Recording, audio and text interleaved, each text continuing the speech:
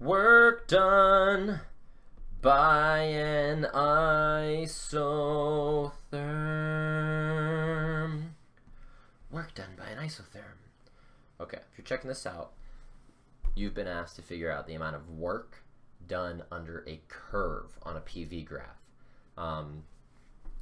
These pop up in two ways. I mean, you could have a kind of weird function where someone's driving the system, but traditionally these pop up in kind of a beginning subject of an adiabat, or like an adiabatic expansion or contraction, and an isotherm, where for an isotherm you are maintaining the same constant temperature.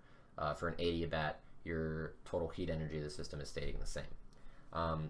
We're going to look at an isotherm here and figure out if we change the pressure and volume of a PV graph while keeping the temperature constant, how much work could we do? So we're going to start this off by drawing some axes here for a PV graph. This is our pressure, this is our volume. And when we take a look at this PV graph here for an isotherm, we're going to start at some point, and if we want the system to do useful work, that means the system has to push open the piston, so to speak, and increase its volume. So we know we're going to end up somewhere on the right side of this graph, but as that volume increases, if pressure is to remain constant by the equation PV equals nRT, or nKT if that floats your boat, if this temperature is going to stay constant such that nRT is a constant, then if we increase the volume, this pressure has to go down. So this curve is going to look something like that, okay, from the starting point to the finish point, okay? We can call this point here V1, and we can call this point here V2 for argument, okay? If you wanted to kind of set this up in a calculus perspective, and hopefully at this point in the year, you've started to see some integrals or antiderivatives, you know that based on what we've talked about, the work is the area underneath the curve. So if we could find this area underneath the curve here, then we've found the work. And we know the easiest way to do that, if we have a function, is to say that the work is equal to the integral of something. What could that something be? Well, I'd like you to think about this. For this integral, what are your bounds? If you're trying to find an area on this graph right here, what kind of boundary conditions are you playing with? What is the area between the locations we'd like to find on this axis? From that, what two variables do you have on the y and x axes? And if you have those variables, is there anything we can do with them? Pause this video, take 5 minutes, try to just set up this integral here with just the integral from some boundary of some function. Okay? Pause it now. I'll let you get some work done.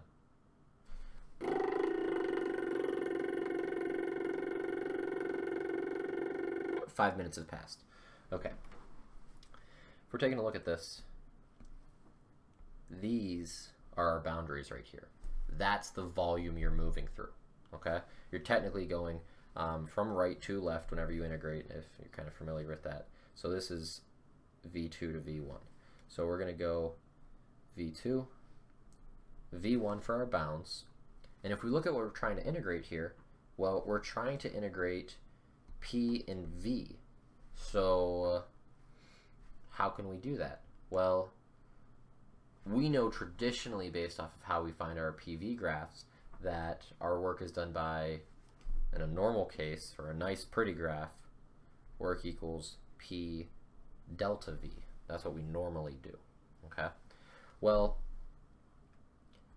what I can do instead is, since I'm looking for what is the pressure, how high up do I go for each tiny segment of volume, I can call this, what is the pressure for a tiny segment of volume, dV?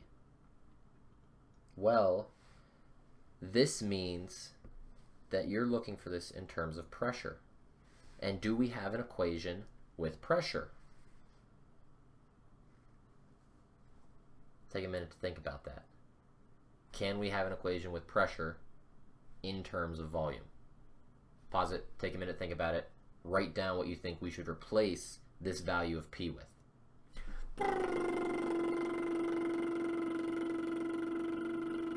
Okay, it's a minute. What we can replace this P with is, you know, PV equals nRT right there, which means we can state that the work is equal to the integral of V2, V1 of P, which is nRT over V, dV. nRT here is a constant. Pull it out.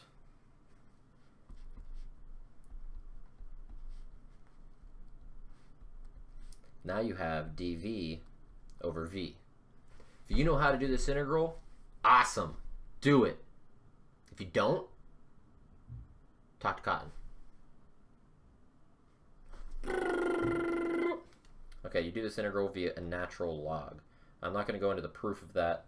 That's what your calc courses are for. But essentially, you end up finding that the work here equals nRT times the natural log of V, from VF to VI.